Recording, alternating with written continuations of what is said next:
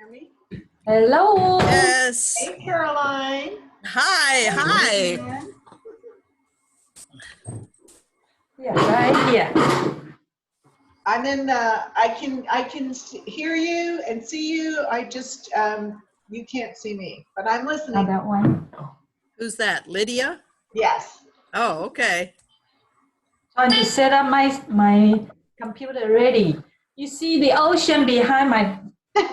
That's cheating. That's cheating. Where are we, honey? That's no fair. There's no oceans there. That's wonderful. Lee Jen, did you just get my latest PowerPoint? When did you send it out? About 5 minutes ago. I had a one open, is the one from yesterday, but I will open it up, try to close the old one Yep. and open up the new one. The new one. Yes. Got You it. have it. All right. So, Technology. It's a wonderful thing. Hi, Marjoline. How are you doing? let me put It's good to see everybody. It Darren's eating lunch. is. See, I didn't want you to see me eating lunch like Darren. Oh, no, on the contrary. Don't they say that now you can do dogs and kids and lunch and margaritas and everything? Margaritas would be nice. Of course, that beach background is just really tempting. Oh, puppy dog. Oh, absolutely. Marcus, I thought you couldn't make it. Yeah, it was weird. It sent out a double message from yesterday. Some sort of freak in the system. So there is no Zoom meeting today for the other person. It read the Zoom invitation, even though we met the other day. It was strange. So anyway, hi everybody. Hi. Yes. I miss you guys. All right, puppy dog. Hey, how are you guys? Gotta have the puppy dogs. Funny. Cute doggy, Daylene. Oh my goodness. Yours is cute too. She's cuter than me, so. Oh. Marcus, What? it's Nobody's- bad hair day. Nobody's in Right bed. now, I don't think you want to watch me. Hi, Carol. There's Carol. Hi, Carol. Good to see everybody. Yes. Hey, Carol. I This- see. Mark, this is- Darren's not going to give us any of his food. I know. Sharing margaritas would be a really wonderful thing. Now that would be good. Yep. I'll go get a beer. People are having Zoom happy hours. Of course, you have to bring your own. Oh, are they? Oh, I Oh, didn't yeah, they- know. Yeah. Okay, that's everybody good to has their know. own drink, and you have happy hour together. Hey, my daughter's had a Zoom date. Oh, Oh. really? Really? How was Yeah. that? She's had 2 of them. It's been, it's kind of interesting, but social distancing, getting to know somebody, but she said, share a glass of wine and have a chat. That's definitely social distancing. Probably a better way to do it. Are these first dates with? And Joe? Yes. Joe, I don't think I know Joe. Hi, Joe. What does Joe do? Joe, would you like to say? He doesn't shave. He doesn't have to right now. What do you do at Sam, Joe? Does he have his thing muted? May not Yeah, have he's it. muted. There you I go. see Dave and Joe. Yeah, Joe. Dave's here. Yeah. All right. Joe, are you able to hear us? Yes. Oh, there's hear me? Joe. He should. He should. Joe, can I'm you the hear us? compliance officer. Oh, Yes. okay. Compliance. That's pretty good. I So, probably broke every rule in the book. Well, I shouldn't say that. I should be careful. While I was at Sam. I should tell you some of the horror stories of when we moved the cabin. back in 2001. We moved the cabin onto the town square, and it was an experience for the students. I don't think it's a wonder that we didn't lose some of them, but we didn't. We did good. So thank goodness there wasn't a compliance officer around then. Is that what you check on?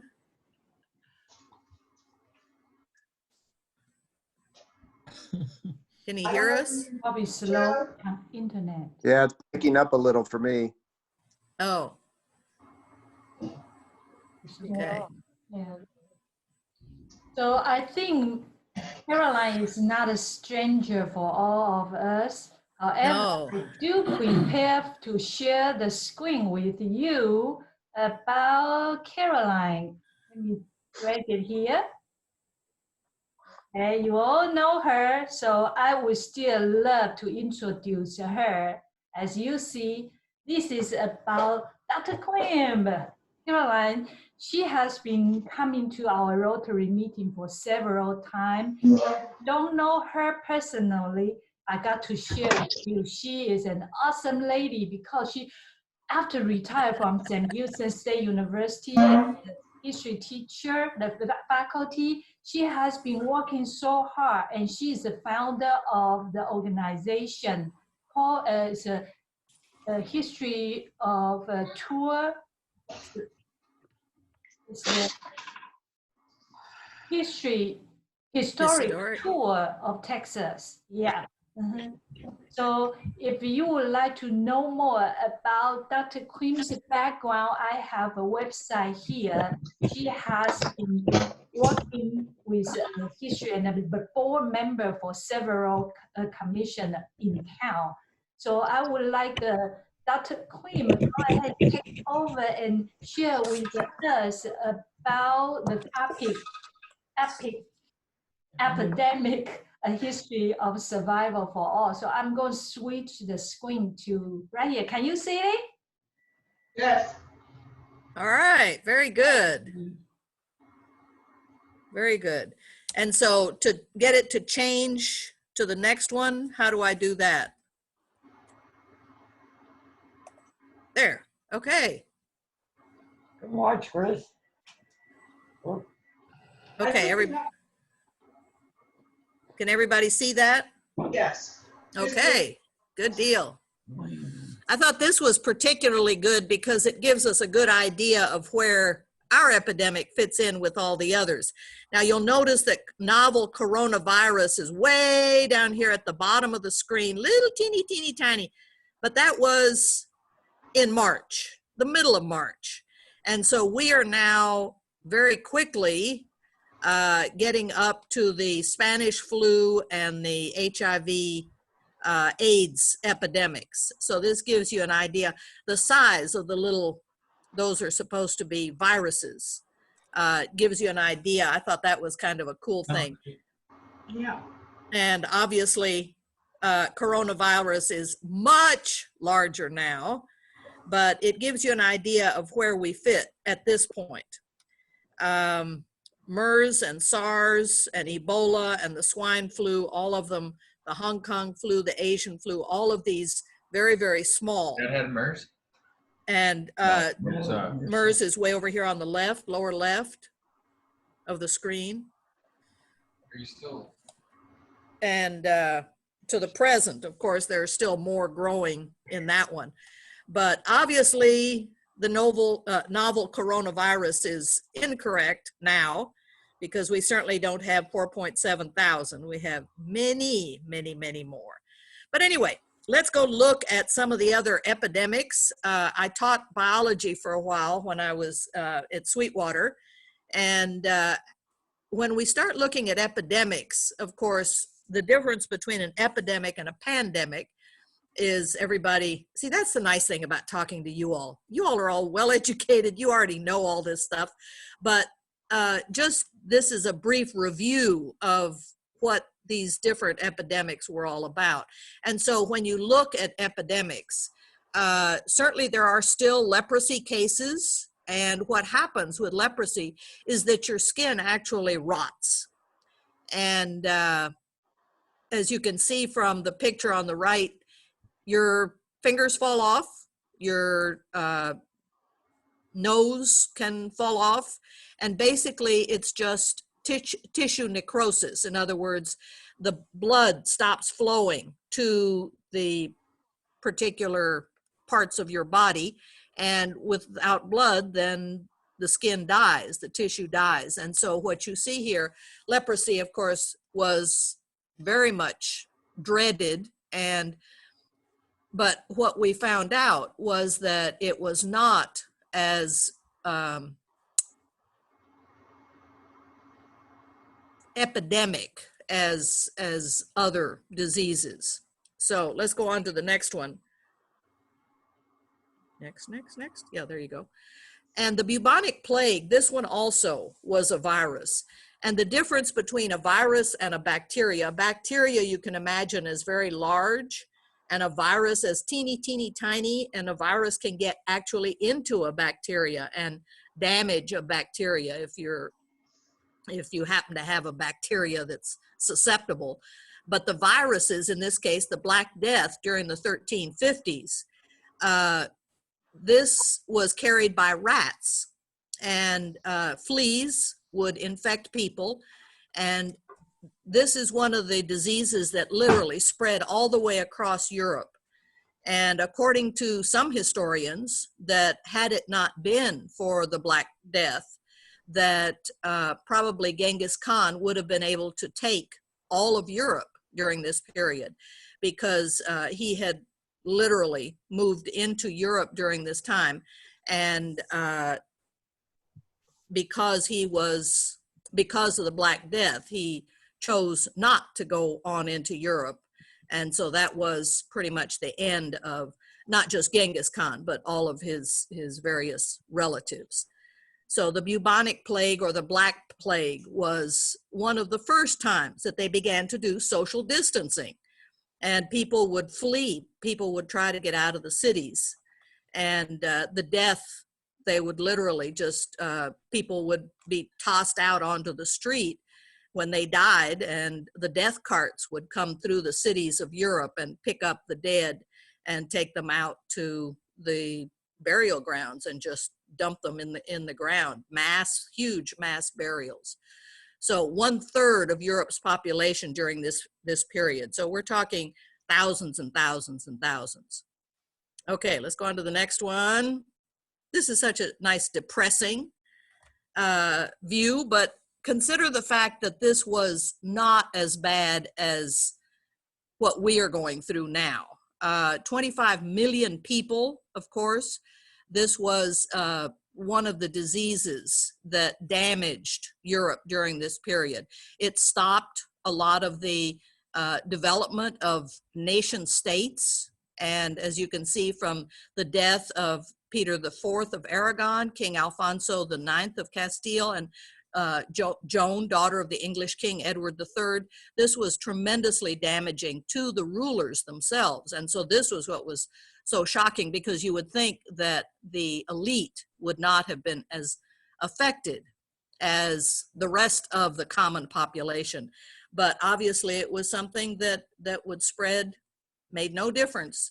And that's the thing about our virus too. It makes no difference. It doesn't care who it picks on. Okay, next. The 1660s. This was actually a repeat of the bubonic plague. And we only have 68,000 deaths in England during the 1660s, but it was also going on throughout the rest of Europe. So you have a number, probably 500,000 deaths total from the Great Plague, not just in England, but throughout Europe as well. So this is one of the things about the bubonic plague. It was a fever. It came on suddenly.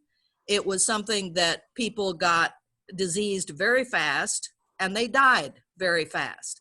And so you didn't have the lingering that we do with coronavirus. Coronavirus, unhappily, people will hang on for a week or more, 2 weeks, and needing to be hospitalized during that time. So that's one of the differences between the bubonic plague and our own plague today. And next, cholera. This one spread throughout Asia, Europe, and the United States. There were Texas epidemics in 1833, 1849. We still have cases today of cholera. What cholera does, the virus invades the cells and it sucks the water out of the cells. Any fluid in your cells is literally sucked out and expelled. And so diarrhea, vomiting. And the thing about this cholera virus was that it was incredibly fast. Within literally 2 days. The first day you would be fine, and then all of a sudden you start diarrhea, you start vomiting, you start losing water. People would try to give you water and you couldn't take it. It was coming out so fast. And so by the next day, you were a skeleton, and you literally looked like a skeleton because all of the skin of your face would be sucked back down to nothing but skin, and the bones would be showing. And so cholera was one of the most terrible looking diseases, and it was so fast.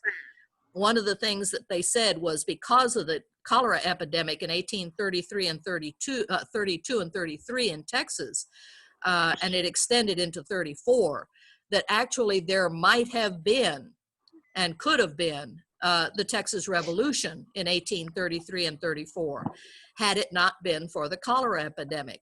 But because of the cholera epidemic and the fact that it was spreading all over Texas during that period, 33, 34, it kept people from getting together, social distancing. People didn't want to be around anybody that had cholera. Those who tried to help their families that had cholera, it was devastating because you would literally try to pour liquid into your beloved. I did the story of Martin de Leon in Victoria. He was the founder of Victoria. He was in his 60s and he got cholera in 1834, and they tried and tried and tried to save him, and it just, within 2 days, he was gone. And of course, that changed the history of Texas tremendously because Texas would not go on to have its independence until 2 years later. So this was something, cholera was an epidemic, and we still have cholera today. In India, you see it in India, you see it in Africa, you see it in the Middle East, anywhere that there's a lot of people, especially in India, because of using the Ganges River. And so this is a disease that, again, the virus can mutate, it can change, and as it changes, it will continue to infect people. So cholera is still around, we still have it, and although we have vaccines for it, it is not something that is easily defeated. Next one. The Russian flu, and they keep talking, the talking heads nowadays on TV keep talking about the flu and how deadly the flu is. And certainly there have been a number of flus, the Spanish flu, the Russian flu, the African flu. There have been lots of different flus. But in this case, this one was in the 1890s, and railroad had just begun. And so because you have railroads were able to carry the germs, and it spread very fast. And this was something, again, influenza was a disease that you got a fever, a high fever. And if we go to the next slide, the Spanish flu also in 1919 killed 50 million people worldwide. So we're on track to continue the Spanish flu. Now, the Spanish flu was a particularly American flu because it was actually carried by American soldiers. Remember, this is the 1917, 1918, right at the end of World War I. And so a lot of the soldiers, our soldiers that had been in Europe during this time, had brought the flu back to the United States. And so although it was not something that we were familiar with, suddenly people began dying of the flu, and it was a flu that was much different than our own, usual winter flus here, but it was a flu that, again, was very, very virulent. It spread very fast. Our own flu today doesn't spread anywhere near as fast, not coronavirus. Coronavirus does spread, but the winter flu that a lot of the talking heads on TV talk about and saying that, you know, more people die of the flu, this is not the same kind of flu, this Spanish flu. The Spanish flu and the Russian flu both were particularly damaging because people would get fevers and they would last. It was a fever that would debilitate, and little by little it would literally burn up your body. And the fever was so high that it killed your brain cells. And this was one of the things that about the Spanish flu. When the soldiers came back from Europe after the end of World War I, we didn't even realize that they had it. And so it was something that was devastating to the United States. Nobody could tell where it had come from or why everybody was getting sick. And so this was something, as our soldiers returned home, and many of them returned to their homes all over the country, and with them they brought the Spanish flu. And that was one of the reasons that it was so devastating in the United States, and certainly here in Texas very much as well. Okay. Smallpox. Oh my gosh. If you include all of the Native Americans who died, as well as the people in Europe, smallpox over the generations has killed 300 million people. Smallpox was something that even the Europeans didn't know that they were carrying to the New World. And so this is something that I think the Spanish especially get a bad rap for having, being blamed for carrying these diseases. They didn't realize they were carrying them. And so when Cortez arrives in Mexico City, and his people were defeated the first time in 1519 and driven out of the city. But what happens is that Hernan Cortez surrounds the city.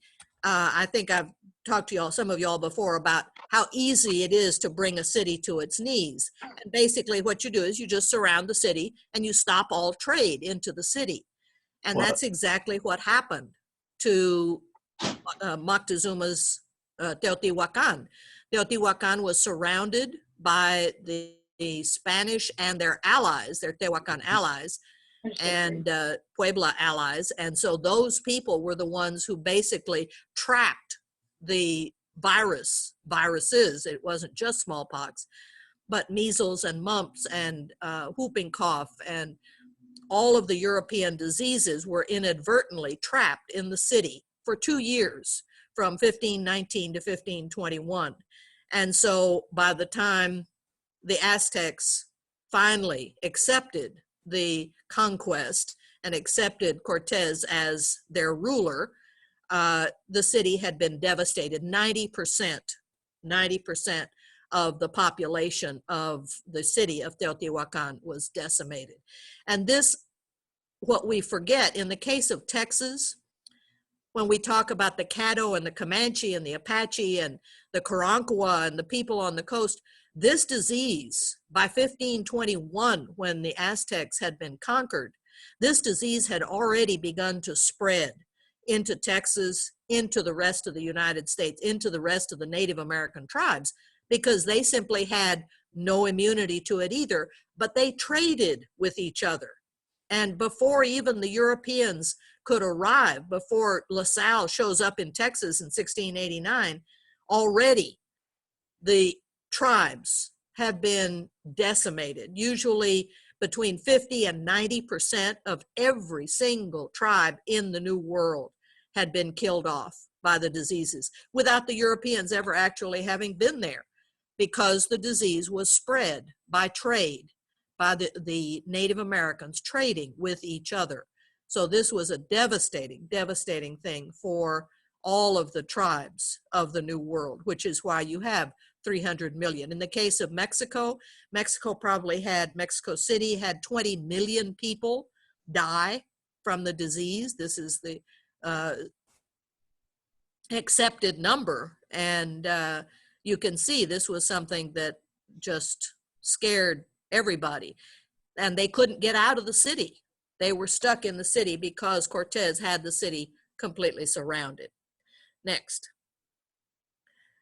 Whoops. Oh, there we are.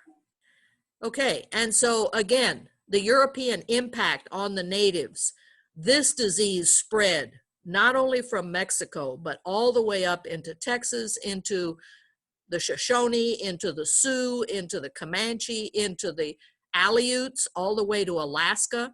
Because remember, these tribes traded with each other. And so you would have tribes in Texas that would trade all the way from Texas, all the way up to the Great Lakes.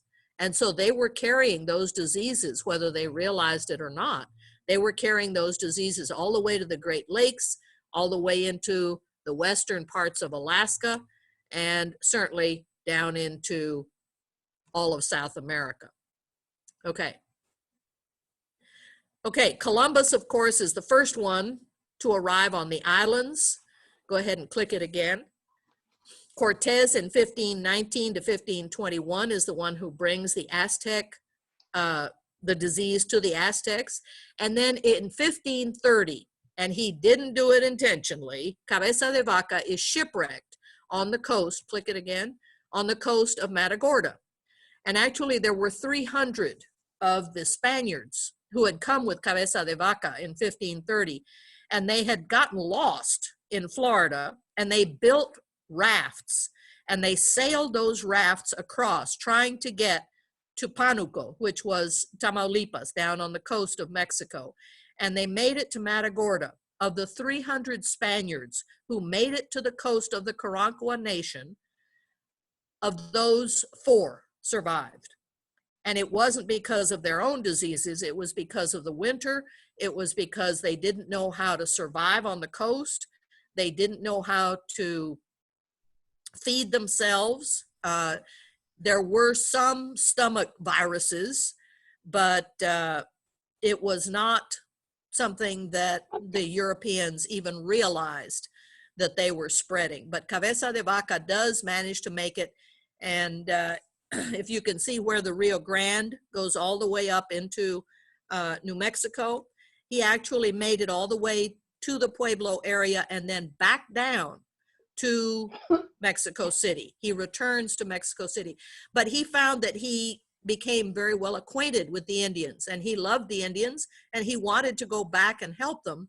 But next, click it again, Coronado is the one who is given the right in the 1540s. After Cabeza de Vaca comes back to Mexico City, the viceroy allows Coronado to go up into the New Mexico area, and then he eventually tries to find gold and actually burned the feet of some of the Pueblo to try to get them to tell him where the gold was, and they kept saying, go east, go east. So he actually goes up into Kansas, and they have discovered the actual metal plates and metal helmets from Coronado in Kansas, where he had managed to reach before he realized that there was no Gran Quivira, there was no 7 cities of Cibola, there was no gold. Haven't seen any gold in Kansas anytime soon. And so he finally goes back to Mexico City. And that was the end of the European attempt to try to settle Texas. It isn't until for another 100 years before Texas is settled. But meanwhile, all of those diseases are still going to devastate those Indian tribes. Okay, next one. Now the Caddo and the Carancua are the ones that are most quickly impacted by the tribe, by the diseases. The Caddo were the most settled of the tribes. They were the farmers. Let's go on to the next one. And these are some of the epidemics. I gave you our little tribe, of course, for those of you that have been over to the the spring, the bead ice Indians, they were impacted very much. And this gives you an idea. During the 1700s, 1688 was when the French landed in Matagorda and established Fort St. Louis. And so they're the first ones to bring smallpox to the natives of that area. But as you can see, throughout the 1700s, as the Americans began to move into this area, the French are moved out, remember, in 1763, but the Spanish are going to try to hang on. And by 1815, when the last of the smallpox epidemics hits, the population of the natives has basically practically disappeared. And by the time the Americans come in the 1830s, of course, that's the end of the natives. Okay. Yellow fever. This is called the Black Death, the Black Vomit, el vómito negro. And so when we talk about the vómito negro, not only is there fever and pains in the extremities, but it's the vomiting of blood that was so scary to people. This one, again, like cholera, was a disease that spread very fast, and you didn't last long. You could be alive at noon on Monday, and by Tuesday afternoon you were dead. And you always became jaundiced, so your color, you literally would become yellow, which is where the term yellow fever comes from. And so this black vomit was something, one of the doctors actually drank some of the black vomit to prove that it was not being spread by the fever itself. And go on to the next one. In the yellow fever in Houston in 1858, this is when it first comes into Texas. And so you see, especially, remember 1860 is when the Civil War starts. And this is a Civil War camp that has been infected by the yellow fever. You can see there's not a whole lot of social distancing. They didn't have anyway. They didn't know what to do about it. Go on to the next one. Measles, also in 1866, in the middle of the Civil War and right at the end of the Civil War. And this again is going to be fever, a cough, runny nose, conjunctivitis, and a sore throat. But it most frequently attacked children. And so this was something that by 1900, 100,000 children had died. But this is when they first discover a vaccine. They actually used the measles, the pus from the measles, in order to create a vaccine. And by 2004, measles had almost been completely, totally wiped off the face of the earth. Except, as you can see, in 2004, there were only 30 cases. But because there are people who are opposed to vaccines, who claim that vaccines are evil and horrible and turn against science, by 2014, our cases have started to increase. So measles are back. Go ahead. Yellow fever actually was something that hit Texas again and again and again and again, 9 different times. Why Galveston? Because Galveston was a port city, and remember, it remained a port city. Galveston remained a port city until 1900, when the hurricane destroyed it. But as a port city, everybody who came into Galveston was probably bringing diseases. So in 1858, of the 5,000 residents, 523 had died. And so this is something that, again, was devastating. The vomit, the black vomit, was something that was so scary. And by 1867, thousands in Houston had been afflicted, thousands in our own area, 725 had died in Galveston alone. Go on. And right here in Huntsville, it had started in 1839. We had seen it first. In 1853, you're going to have another surge of yellow fever. But 1867, I put these slides in because I went over to the cemetery and took pictures. Anthony Martin Branch was killed by the yellow fever in 1867. He was one of the very well-known legislator of Huntsville. Go on. And the yellow fever epidemic of 1867 is when many of the graves in our own Oakwood Cemetery were established. And it had started, as it says, in Galveston, of course. Everything starts in Galveston. And the first instance of yellow fever in Walker County occurred in 1853, and it was the mosquitoes from the Trinity River bottom. So it came in through Cincinnati, and it was, nobody knew, like coronavirus, nobody knew what it was. And so it was, again, something that was spread very fast. And the yellow fever epidemic, again, people tried to social distance. If you had a home outside or a ranch outside of Huntsville, you got out of town. You didn't want to stay in town if you could possibly avoid it. And so anybody who had it, unhappily, the African Americans, the slaves, because remember, this is just after the Civil War, the freedmen were the ones who turned out to be the nurses. And so many of them also had died.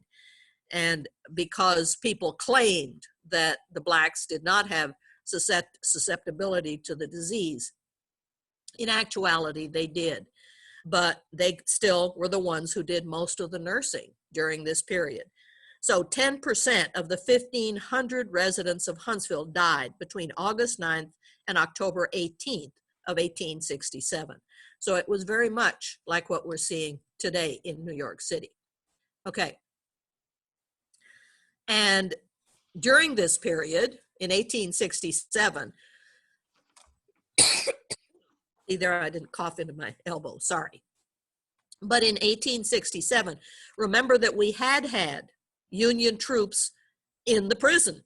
The prison was built in the 1840s, and during the Civil War, U.S. prisoners, Union troops were captured by Confederate troops on the Sabine River. Little Dick Dowling, I'm sure most of you all know about Lieutenant Dick Dowling. He was one of the ones who captured Union troops on the Sabine River. They also captured Union troops in Galveston, and they were brought here to Huntsville to be jailed, to be in prison. However, by 1865, they are released, and what happens is that in 1867, Union troops come back to Texas as part of the control during Reconstruction.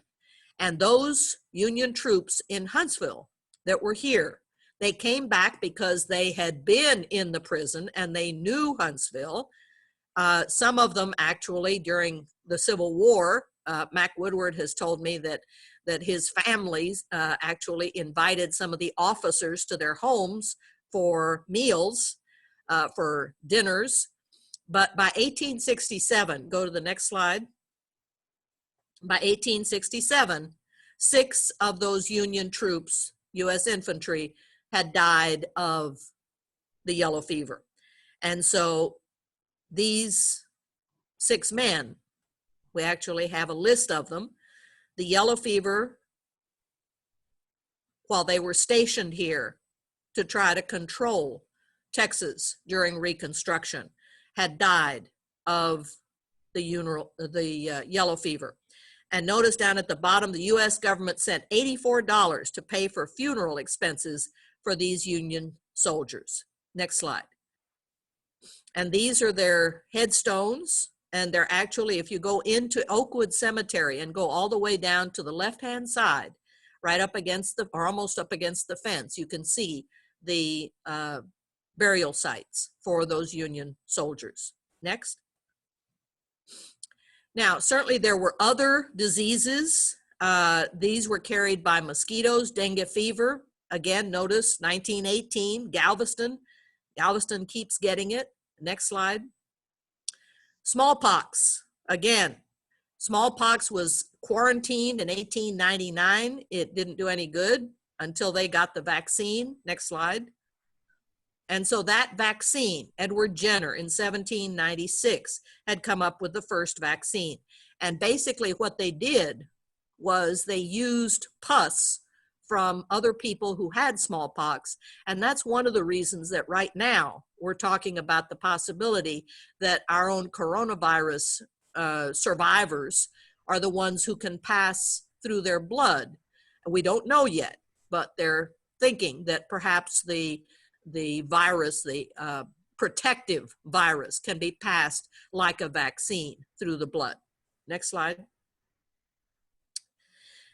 Smallpox, of course, has been completely eliminated because of the vaccines. And so vaccines, much as people might say that they don't work, evidently do, because unlike measles, which are coming back, smallpox is absolutely eliminated. Next. Polio. This was one of those epidemics that, again, not many people knew what the heck it was. It came in the 1940s, again, as part of war, World War I. 1,274 cases. We believe they came from Europe, but nobody knows for sure. And by 1952, that was the worst year for the epidemic of polio. Polio receded again with the use of vaccines today, and I don't know how many of you all remember taking the little square sugar cubes that they would put the vaccine, the polio vaccine in. I remember as a youngster, them giving us the little, some of you may remember that also, the little sugar pills, sugar cubes that had the vaccine in them. Next slide. And this, of course, the most famous person of all to get polio was Franklin Delano Roosevelt. And he was already a grown man and certainly never expected it. He was at their family home in New York, Long Island, and they had gone out swimming, and he came back feeling tired and lethargic, and they couldn't figure out what it was, and they put him to bed. And sure enough, within a month, he was literally completely incapacitated. He could no longer walk. One of the things, the newspapers tried to hide the fact that he was in a wheelchair, and the newspapers were very good about not showing pictures of him in his wheelchair. He had braces on his legs, and so people thought he could walk, he could stand, and people would help him to stand, and then he would lock the braces and be able to stand. But Franklin Delano Roosevelt, when he died, he was actually in Georgia hoping for some kind of reprieve from the disease. Next. AIDS, of course, some of you, I'm sure, are familiar with Anthony Fauci. Dr. Fauci was one of the ones who helped to develop the protective vaccines and drugs against AIDS. He was one of the few who did not, again, like leprosy, it was considered to be the fault of the people who had it. They were blamed for it. The gay community was blamed for it. And you'll notice in 1989, it was the Montrose Clinic in Houston, which became one of the 12 test sites for the AIDS research. And by 1996, they had been able to come up with a package of drugs that Anthony Fauci was very much involved in developing. And then by 2017, of course, we don't have any evidence of people showing the HIV. Do they still have it? Yes, they do. Can it still be spread? Yes, but not as much. And so this is one of the things that because of vaccines and because of medicine, you can manage to control it. But there were thousands and thousands and thousands of people that died of AIDS. Next. And so when we look at 1918, yes, leaders knew that you were supposed to social distance. Anytime you have a pandemic, anytime you have diseases, people know to stay away from those that are sick. And so this is not something that's unusual. However, in 1918, just as we did this time, they suppressed the news of the first wave of disease in 1918 of the yellow fever. I'm sorry, of the Spanish flu. And by 1918, when they began quarantining people, again, they ended the quarantine too early, and that is why in 1919 you have a third wave of the virus hitting the United States. So are we doing the same thing now?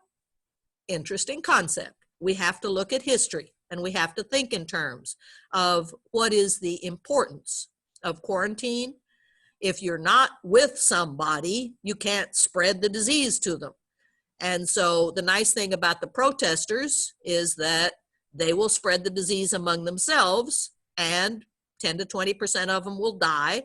And so this is the evidence of Darwinian, the importance probably of Darwin's theory of natural selection. The people who choose not to take care of themselves, not to social distance, will die. Maybe not all, but an awful lot of them, and it's a shame. Next. So when we look at our history of pandemics, again, look at the HIV/AIDS, 25 to 35 million. The Spanish flu, 40 to 50 million. Are we headed into that now with the novel coronavirus? Yes, we are. And so our little ball, little as it looks on this chart, will certainly be as big as any of the others on this chart. So, thank you. Any questions?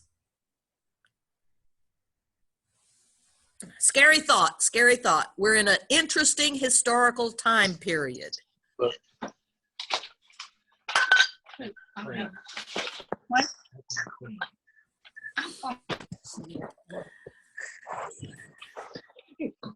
Oh, Does anybody interesting talk. have any Thank you. questions? I'm thinking about it all. I don't have a question right now, but I don't think anybody can talk as non-stop as she does. I'll give you one. Well, Yeah, anybody can talk. why do you I have one question. support Yes. the numbers of being the biggest on your pyramid? I have a question. Not really a pyramid, huh? Like a walkway through time. If it hasn't even surpassed the swine flu numbers yet, or the Asian flu, or the Hong Kong flu, why would it surpass AIDS? Why would it surpass AIDS? You know, I mean, why do you believe that it will surpass AIDS, given Oh, it we're already there. We're already headed there. And we're only at 100? until we get a vaccine, it's going to continue to grow. Does that answer your question? Well, I can't fathom how you go from 181,000 current deaths to 35 million. Well, in this case, just wait a while. We haven't even started yet.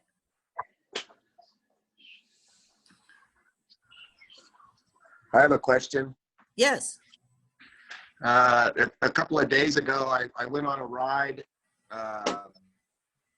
with our four-wheelers outside of town to a place. So the guys I was with, who are more local to Huntsville, called it the Lost Indian Camp, was how they described it. But it turns out it was what was called the Samuel Calhoun Cemetery, was all I really saw. I'm not sure about the story about the Lost Indian Camp or whatever, but what these guys were telling me that I recall was something about what I'm assuming with your timeline was probably yellow fever, but that it had killed a bunch of people out there. Maybe it was the Samuel Calhoun family or something like that. I was just wondering, since this was just a few days ago, you're a historian, maybe you have some additional clarification on that, or why it's called the Lost Indian Camp, if that's even correct, or anything about that. I'd be curious. I will have to ask Donna Coffin or James Patton, because both of those know that area, and they would be able to tell us, you know, specifically who all was involved. And I think you're right. I think it probably was a family cemetery. But Lost Indian Camp, there were Indian tribes, as we saw with the bead ice. There were Indian tribes all over this area. Caroline, That- can yes, you hear me? This is Jane Monday. yes, dear. Lost Indian Camp. Good. Lost Indian Camp I know well, and was a private facility. It's on private land, and at one point it was a camp, but it was the people that owned it were the Samuels, or the McAdams and then Samuels, and they had found an Beadeye Indian chief there, and so they named it the Lost Indian Camp because there was a Beadeye's mound there, and it's located very close to Cincinnati, and that I'm pretty sure that cemetery is one of, if not the cemetery from the yellow fever that destroyed Cincinnati. Excellent. Caroline, just a historic note here. My cousin owns the land that Cincinnati used to be on, and there's a historical marker there. Our family goes back to that time period in Texas, and so when the yellow fever epidemic hit that area, it pretty much it did decimate that, and kind of changed the course of our family history in that area too. See, that's the wonderful thing about having you all that not only live here, but know the history. That is wonderful. Thank you. Just because I'm newer to the area, was Cincinnati a small town or something outside of Huntsville? Jane Monday again. Cincinnati was the farthest up you could go on the Trinity River by steamboat, and so it was a steamboat town. And as you know, the major transportation area during that time was by water, and so they would go up the Trinity. Cincinnati was as far up they could go. And then when it was destroyed, then they no longer could come up that far. But Cincinnati is one of the places that Houston and a lot of the people over on the Trinity traded through because that steamboat stopped there. Yeah, it was a huge city. And just one last question, and then I'll forget. But I'm going to talk to Jane and Marcus and some more of you about this before, because I think it's very interesting. But is Cincinnati just nothing there anymore? Is it completely gone, or what? There are a few walls left and a few stones, but that's all. One of the interesting things about Cincinnati was that the physicians that were there were killed. They died trying to help the people, but they were basically wiped out. Wow, that's very interesting. Thank you. Yeah, one of my relatives was killed on a steamboat when the boiler blew up, on the Trinity River. So, wow. Yeah. That's the wonderful thing, to have all these people that have lived here and know their history and know the background. Thank you, Jane. Thank you, Marcus. That was great. Anybody else? Okay, good timing. Carolina, thank you. You were wonderful as always. Oh, thank you, Jane. Yes, thank you. Thank you so much. Yeah, that was Wonderful to awesome. have everybody. Thank you, Caroline. Okay, well, you all take care and stay safe. Stay safe. Well. You too. All right. Before everybody leave, do we have any business we would like to bring up while we are online? No, then I would like everybody to unmute your microphone so we can start to do the four-way test. If you can unmute your microphone. Oh, I was still on mute. Oh. And if you are unmute, so please join me for the four-way test of things we think, say, or do. The first. Is it Truth. The second, is it fair? Is it fair to all concerned? Third, Third, Will it build goodwill and better friendship. friendships? Okay. fourth, would it be beneficial? Beneficial to all concerned. Sorry. The fifth, Really, Jen? Is it fun? five. Fun. Thank you all for joining the Zoom. So next week will be another great time. Hold on. We are going to learn how to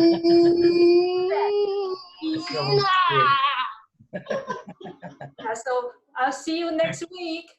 Okay, bye-bye. Bye. Stay Bye. Caden says hi, Lee Jen. Hey, Anna, hi. All right, Caden said hi. Yes, you did. I hear him. Bye. He He ran away. Bye I bye. miss all of you Bye. guys. It's so good to see you. Bye-bye. Bye.